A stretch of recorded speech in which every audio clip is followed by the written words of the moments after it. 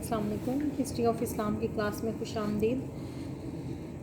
بچے، جیسا کہ آپ جانتے ہیں کہ ہم حضرت علی رضی اللہ تعالیٰ عنہ کا دور پڑھ چکے ہیں. اسی کے ساتھ ساتھ ہم نے خلفائے راشدین کے تمام ادوار پر نظر ڈالی اور خلفائے راشدین کے بعد خلافت راشدہ پر ایک سوال آتا ہے کہ خلافت راشدہ کی خصوصیات کیا ہیں، اس کے بارے میں آپ کیا جانتے ہیں. تو سب سے پہلے تو آپ کو پتہ ہونا چاہیے کہ خلافت راشدہ کہتے کس کو ہیں. تو اس میں سب سے پہلے ہم اس دور کو کہیں گے جس میں خلافت ان اصولوں پر قائم رہی جو اسلام نے دیے تھے، اور اس میں اسلام کا جو نظام حکمرانی ہے اس میں اس کا وجود رہا، اور خلیفہ جو ہیں اپنے تمام کام نہایت خلوص اور اخلاص کے ساتھ انہوں نے سر انجام دیے. اس ہدایت یافتہ خلافت جو ہے جو 40 سالوں پر محیط عرصہ ہے، اس کی خصوصیات کیا تھیں. خلافت راشدہ کا جو دور ہے اس کی اگر ہم وضاحت کریں تو اس کا آغاز حضرت ابوبکر صدیق رضی اللہ تعالیٰ عنہ کے دور سے ہوتا ہے، اور یہ حضرت علی رضی اللہ تعالیٰ عنہ کے دور تک جو ہے یہ خلافت برقرار رہی. اس میں ہم سب سے اس کی جو خاصیت تھی وہ تھی منتخب خلیفہ، یعنی کہ جب کسی کو خلیفہ منتخب کیا جاتا تھا تو اس کا کے لیے اس کے انتخاب کے لیے کوئی سرکاری دباؤ نہیں ڈالا جاتا تھا، اور نہ ہی ایسا ہوتا تھا کہ تلواریں جو ہیں وہ بے نیام ہو جائیں، بلکہ لوگ اپنی رضا سے جو ہے کسی نام پر جو ہے کسی نام پر جو ہے اعتماد کا اظہار کرتے. مسجد نبوی میں اجتماع ہوتا تھا، جیسے حضرت ابوبکر صدیق رضی اللہ تعالیٰ عنہ مسجد نبوی میں ہوئے تو اور ان کی نام کے اوپر جو ہے ان کا جو نام ہے وہ چن لیا گیا. اس کے علاوہ حضرت عثمان کے انتخاب کے لیے 6 رکنی کمیٹی بنائی گئی تھی. اس فیصلے کو عوام نے تسلیم کیا. حضرت علی کے پاس جا کر صحابہ نے مجبور کیا تو انہوں نے عوام سے پوچھ کر جو ہے وہ خلافت سنبھالی.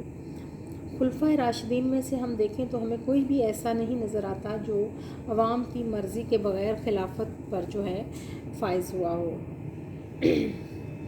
ابو موسیٰ اشعری جو ہیں وہ ان کا ارشاد یہ تھا، خلافت اور بادشاہت کے بارے میں انہوں نے جو فرق ہے اس کو اس طرح سے بیان کیا: خلافت وہ ہے جسے قائم کرنے میں مشورہ کیا گیا ہو، اور بادشاہی وہ ہے جس پر تلوار کے زور سے غلبہ حاصل کیا گیا ہو. یعنی کہ خلافت کے لیے مشورہ کر لیا جاتا ہے اور خلیفہ کے نام کا جو ہے انتخاب کر لیا جائے. لیکن بادشاہوں کے قیام میں یا بادشاہت کے قیام میں عموماً ایسا ہوتا ہے کہ لوگوں کی تلواریں جو ہیں وہ بے نیام ہوتی ہیں. خلافت کی دوسری خاصیت تھی، یعنی کہ پہلی خاصیت منتخب خلیفہ، یعنی کہ وہ خلیفہ جس کا انتخاب کیا جائے گا عوام کی رائے کے مطابق یا اجتماع کے اندر جس کے اوپر جو ہے لوگ اعتماد کا اظہار کریں وہ خلیفہ ہوگا. دوسرا یہ ہے کہ خلافت جو ہے وہ شورا کے بغیر جائز نہیں ہے، کہ قرآن پاک نے بھی ہدایت فرمائی ہے کہ مومنین کے مسائل جو ہیں وہ باہمی مشورے سے طے ہوتے ہیں. خود حضور صلی اللہ علیہ وآلہ وسلم کے زمانے میں معزز صحابہ کرام سے امور ریاست کے بارے میں مشورہ لیا جاتا تھا.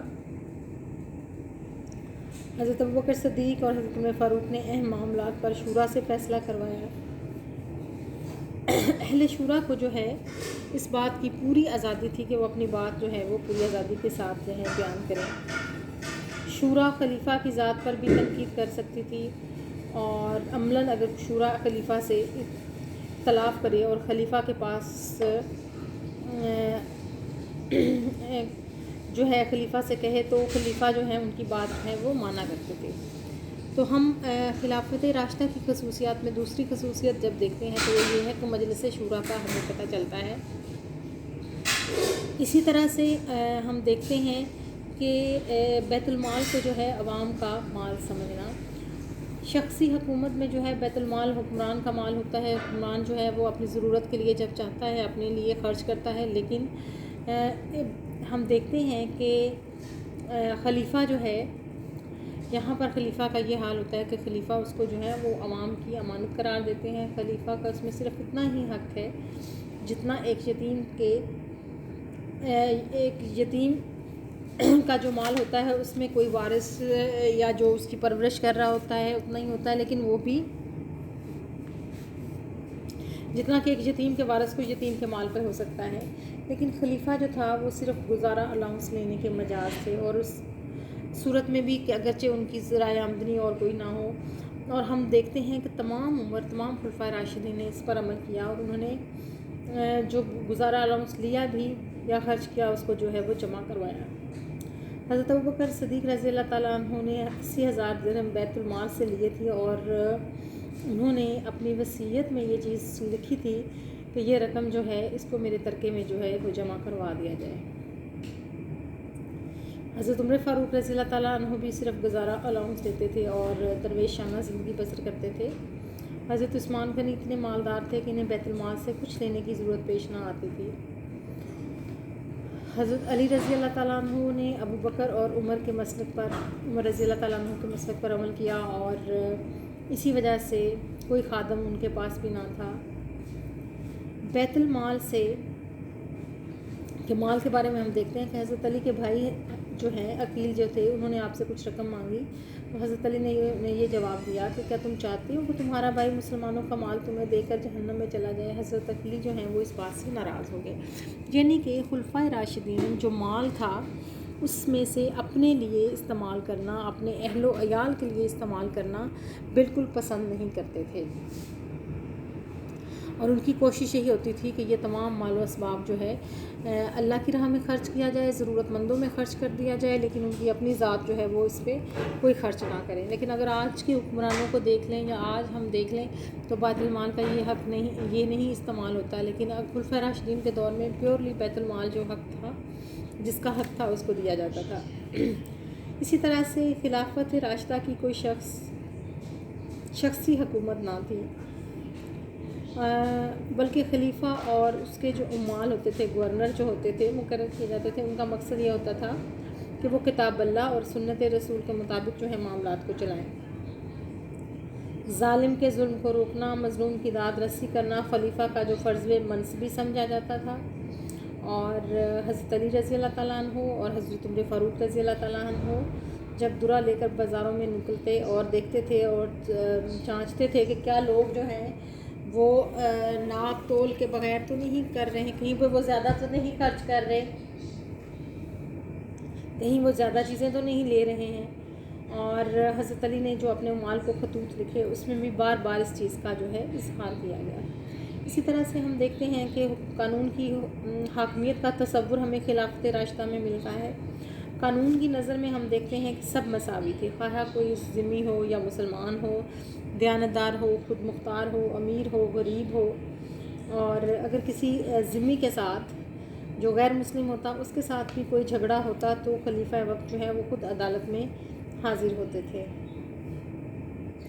حضرت علی کے دور میں جب وہ خلیفہ تھے تو ایک شخص نے جو ہے اپنا جو ہے ذرا حاصل کرنے کے لیے عدالت میں استغاثہ دائر کیا، تو نصرانی کے ساتھ آپ عدالت میں حاضر ہوئے اور کافی ثبوت جو ہے آپ نے مہیا کیے. اسی طرح سے ہم دیکھتے ہیں کہ یعنی کہ خلفائے راشدین اس چیز کے اندر کوئی عار محسوس نہیں کرتے تھے کہ وہ اس میں اپنی کوئی چیز جو ہے، اگر ان کا کوئی ہم دیکھتے ہیں کہ اگر ان کے خلاف بھی کوئی فیصلہ ہو رہا ہے یا ان سے بھی کوئی پوچھا جا رہا ہے تو وہ خود بخود جو ہے وہ اس میں حاضر ہو جاتے تھے. اسی طرح سے خلافت راشدہ میں عوام کو جو تھے خلیفہ کے سامنے اظہار آزادی حاصل تھی، یعنی کہ اپنی رائے کے اظہار کی آزادی تھی، اور وہ سوالات پوچھ سکتے تھے. اور خلیفہ عوام سے الگ تھلگ نہیں رہتے تھے، بلکہ 5 وقت جو ہے وہ نماز مسجد کے میں ان کے ساتھ پڑھتے تھے، عام لوگوں کے ساتھ گھومتے پھرتے تھے. حضرت ابوبکر صدیق رضی اللہ تعالیٰ عنہ نے جو پہلی تقریر کی اس میں آپ نے فرمایا تھا کہ اے لوگوں، میں اگر اچھا کام کروں تو میری مدد کرنا، اور جہاں پہ میں ناکام میرا ہو تو میرا ساتھ نہ دینا. ٹھیک ہے. اسی طرح سے ہم خلافت راشدہ میں فلاحی ریاست کا تصور ہمیں نظر آتا ہے کہ یہ وہ ریاست ہے جہاں عوام کی بنیادی ضروریات پوری کرنے کی ذمہ داری جس نے قبول کی تھی. خلیفہ جو ہے رات کو حالات سے باخبر رہنے کے لیے چکر لگایا کرتے تھے، ضرورت مندوں کو اناج پہنچاتے، مصیبت زدگان کی مدد کرتے۔ حضرت عثمان غنی رضی اللہ تعالیٰ عنہ کے دور میں اس حد تک فراوانی تھی کہ کوئی زکوٰۃ دینے والا نہیں نظر آتا تھا۔ زراعت کی ترقی کے لیے اقدامات کیے جاتے۔ پھر ہم مزید دیکھتے ہیں کہ انسان کی سب سے بڑی ضرورت ہدایت ہے۔ اس کے لیے خلافت راشدہ میں دین کی اشاعت کو جو حکومت کے مقاصد میں اولین حیثیت حاصل تھی۔ مساجد کا قیام عمل میں لایا گیا، مؤذنوں کا تقرر کیا گیا، اذان دینے کے لیے ان کی تنخواہیں مقرر کی گئیں، اور عوام کو جو ہے دینی تعلیمات کے لیے جو ہے اس سلسلے میں بندوبست کیے جاتے تھے کہ وہ دینی تعلیم جو ہے وہ حاصل کریں۔ خلافت راشدہ کی ایک خصوصیت یہ تھی کہ عام لوگوں اور جو قبائل اور اقلیتوں کے حقوق تھے اس کی ہمیں بے مثال مثالیں ملتی ہیں۔ مثلاً غیر مسلموں کو ذمہ قرار دیا گیا اور ان کے لیے باقاعدہ حقوق کا اعلان کیا گیا، ان کے حقوق ان کو دیے گئے، ان کے لیے سماجی، مذہبی، معاشی آزادیاں دی گئیں۔ اسی طرح سے مسلم عوام جو تھے ان کے حقوق کا تحفظ بھی کیا گیا، ان کے لیے بھی اظہار رائے کی آزادی تھی۔ اور دوسرا ہم دیکھتے ہیں کہ یہ لوگ جیسے عام لوگ ہوتے ہیں، جمہوریت کی روح یہ ہے کہ تنقید کو بھی برداشت کیا جائے، سنا جائے، لیکن عام لوگ نہیں کرتے۔ لیکن خلیفہ وقت جو تھے وہ اس کو بھی جو ہے سنا کرتے تھے اور اس چیز کا بھی خیال رکھا جاتا تھا۔ تیسرا اس میں ہم دیکھتے ہیں کہ اس کی خصوصیت یہ تھی کہ اس دور کے اندر جو فیصلے کیے جاتے تھے، یعنی کہ کوئی فیصلہ یا ڈیسیژن لیا گیا ہے کسی معاملے میں، تو یہ نہیں ہوتا تھا کہ قبائلی عصبیتوں کو جو ہے وہ مد نظر رکھا جاتا، مثلا حسب و نسب کو مد نظر رکھا جاتا، یا کسی شخص کو اس کے حسب و نسب کی بنا پر فیور دے دی جاتی، یا رنگ کی بنیاد پر، یا ایون دین کی بنیاد پہ نہیں۔ اس طرح کا کوئی بھی قدم جو ہے وہ نہیں اٹھایا گیا، یعنی کہ عصبیتوں کو کوئی دخل نہیں تھا۔ جیسا کہ اگر ہم مثال دیں تو ہم دیکھتے ہیں کہ بنو امیہ کے آخری دور میں خراسان کے اندر مزری اور یمنی کشمکش ہمیں نظر آتی ہے۔ اسی طرح سے بنو عباس کے دور میں ہم دیکھتے ہیں کہ بنو عباس کے آخری دور میں ہمیں بہت سارے عجمی، عربی عناصر اور ان کے بارے میں ہمیں پتہ چلتا ہے اور ایسی باتیں ہمیں نظر آتی ہیں۔ اسی طرح سے ہم دیکھتے ہیں کہ ہمیں اس حوالے سے ہم بات کرتے ہیں تو ہمیں پتہ چلتا ہے کہ وہاں پر کوئی بھی ایسے فیصلے یا اقدامات نہیں کیے جاتے تھے، اور جن لوگوں نے کبھی اس طرح کی عصبیت کو بھڑکانے کی کوشش کی تو ان کو جو ہے اس میں ناکامی کا سامنا کرنا پڑتا۔ اس کی ایک مثال اگر ہم دیں تو ہمیں پتہ چلتا ہے کہ جب نبی پاک صلی اللہ علیہ وسلم کا وصال ہوا اور خلافت کے لیے کچھ جو ہے لوگ جمع تھے جب سقیفہ بنی سعدہ میں، تو کچھ لوگوں نے انصار کو خلیفہ بنانے کی جو ہے وہ کوشش کی، اور اس وقت بر وقت کارروائی سے حضرت ابوبکر صدیق رضی اللہ تعالیٰ عنہ اور حضرت عمر فاروق رضی اللہ تعالیٰ عنہ نے جب وہاں گئے اور انہوں نے بتایا کہ نہیں، ہم جو ہے لوگوں کو جب بتایا گیا اور لوگوں نے اکثریت نے جو ہے آپ کے اوپر اعتماد کا اظہار کیا، اور ہمیں پتہ چلتا ہے کہ خلافت جو ہے وہ صحیح معنوں میں اس کی روح جو ہے وہ برقرار رکھی گئی۔ مسلیمہ کذاب جس نے تو اگر ہم دیکھیں اس نے اپنی نبوت جو ہے نعوذ باللہ اس نے جھوٹی نبوت کا دعویٰ کیا اور قحطانی قبائل کے تعصب کو بھڑکایا، لیکن اسے بھی شکست ہوئی، اور وہی قحطانی قبائل جو تھے اسلامی جنگوں میں بڑھ چڑھ کر حصہ لیتے رہتے ہیں۔ اسی طرح سے اور لوگوں نے بھی جب مختلف بنیادوں پر، نسلی بنیادوں پر یا قبائلی بنیادوں پر اس کو بھڑکانے کی کوشش کی تو ہمیشہ ان کو جو ہے اس بات سے جو ہے وہ ان کو ڈسکریج کیا گیا۔ حضرت علی رضی اللہ تعالیٰ عنہ کے دور کو بھی دیکھیں، کچھ لوگوں نے کہا ہاشمی قرار دینے کی کوشش کی، لیکن ہمیں اس میں کچھ ایسا نظر نہیں آتا۔ آپ نے کبھی اپنے عزیز و اقارب کو نوازا نہیں، بلکہ جس میں ہم ابھی ایک میں نے مثال دی تھی کہ آپ کے بھائی نے کچھ پیسے مانگے، چچا زاد بھائی ایک، تو اس کو بھی آپ نے کہا کہ نہیں، جو بیت المال ہے وہ کس کا خزانہ ہے، وہ عوام کی امانت ہے میرے پاس۔ خلافت راشدہ کے معاشرتی ثقافتی حالات کا ہم جائزہ لیں تو ہمیں پتہ چلتا ہے کہ ایک ایسا ماحول تھا جس میں تقویٰ، اللہ تعالیٰ کا خوف اور صحابہ کرام کی ایک کثیر تعداد جو تھی وہ اس وقت موجود تھی، اور ان کے دلوں کے اندر خوف خدا اور خدا خوفی کا ماحول تھا۔ اگر کسی بھائی سے کوئی غلطی ہو جاتی تو اس کی نشاندہی کرا لی جاتی۔ عرب کے قبائلی نظام کے کچھ اثرات خلافت راشدہ میں بھی موجود تھے۔ حضرت ابوبکر صدیق نے اس کی اصلاح کی، حضرت عمر فاروق نے پوری کوشش کی اور اپنی پوری ایفرٹ کی کہ ان قبائلی تعصبات کو جو ہے وہ مٹا دیا جائے۔ اسی وجہ سے انہوں نے اپنے خاندان کے لوگوں کو عہدے دینے سے پرہیز کیا۔ اسی طرح سے ہم دیکھتے ہیں کہ اسلام جو ہے وہ شروع سے ہی غلامی کے خلاف رہا ہے۔ حضرت محمد مصطفیٰ صلی اللہ علیہ وآلہ وسلم نے جو ہدایات جاری کی ان میں سب سے یہ مقصد تھا کہ غلامی کا خاتمہ کیا جائے۔ حضرت عمر فاروق رضی اللہ تعالیٰ عنہ نے غلامی کے خاتمے کے لیے کئی تدابیر فرمائیں۔ آپ نے عربوں کو غلام بنانے پر مکمل پابندی عائد کر دی۔ عجم کی جنگوں میں سوائے چند مقامات کے کسی جگہ غلام بنانے کی اجازت نہ تھی۔ آپ نے قانون بنا دیا کہ جس لونڈی کے اولاد ہو اس کو خریدا یا بیچا نہیں جا سکتا۔ میور کے الفاظ میں ولیم میور کہتے ہیں کہ ایک لونڈی بچے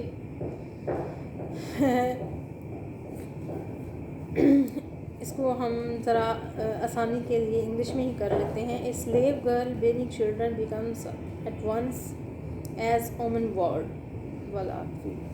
and in point of legitimacy her offspring ranked with the children of the free and noble wife۔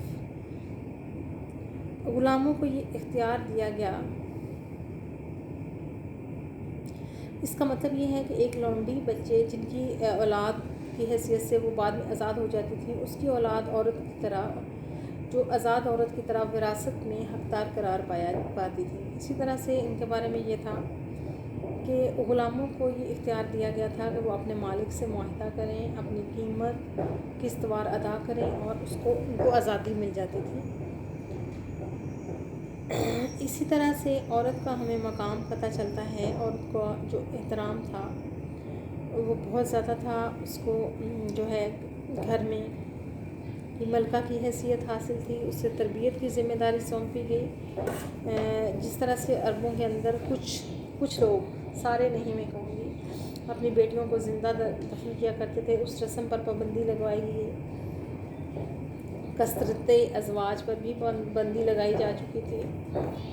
ٹھیک ہے، عورتوں کو مسجد میں جانے کی اجازت تھی، اور عام طور پر خواتین ملکی معاملات میں بھی دلچسپی کا اظہار کیا کرتی تھی۔ اگر جنگیں ہوتی تو وہ ان جنگوں میں شریک ہوتی، اور اس طرح کی ہمیں بہت ساری مثالیں ملتی ہیں جس میں انہوں نے مرہم پٹی یا دوسرے فرائض جو ہیں سر انجام دیے۔ اس طرح سے وہ خلیفہ سے اپنے حقوق کا تقاضا بھی کر سکتی تھیں، انہیں جائیدادیں رکھنے کا حق حاصل تھا، اور باپ اور شوہر کی وراثت میں جو ہے وہ شریک تصور کی جاتی تھی۔ اگر ہم طرز بود و باش کا تذکرہ کریں تو ہمیں پتہ چلتا ہے کہ اس دور میں جو ہے وہ سادگی کا پرچار کیا جاتا تھا۔ عام طور پہ لوگوں کا جو طرز زندگی تھا وہ نہایت سادہ ہوتا تھا۔ مثلا گھروں میں یہاں کھانے کے لیے جو ہے کپڑا بچھا کے بیٹھ کے کھانا، جو آج کل کی جدید چیزیں ہیں وہ بے شک موجود نہ تھی، لیکن بڑے صاف ستھرے اور اچھے طریقے سے جو ہے چیزیں جو ہے سرو کی جاتی تھیں۔ بدوؤں کے لباس کی بات کریں تو ان کا لباس جو تھا وہ ایک لمبا سا کرتا ہوتا تھا، اور ایک پٹی جو ہے وہ کمر پر کسی ہوتی تھی۔ ان کے ہاں اب بھی یہی مردوں میں لباس پایا جاتا ہے، اور ایک ڈھیلی ڈھالی عبا ہوتی تھی۔ اسی طرح سے ہم دیکھتے ہیں عورتیں کا لباس ایک ڈھیلی ڈھالی شلوار اور ایک ایسے کرتے پر مشتمل تھا جو گردن پر کھلا رہتا تھا۔ اسی طرح سے جیکٹ وغیرہ بھی پہنا کرتے تھے، اور مقصد کیا ہوتا تھا اپنے آپ کو، یعنی کہ کھلا اور ڈھیلا ڈھالا لباس ہمیں نظر آتا ہے۔ جو وہاں پہ آب و ہوا تھی اس کے لیے بھی یہ چیزیں جو تھیں وہ سوٹیبل تھیں۔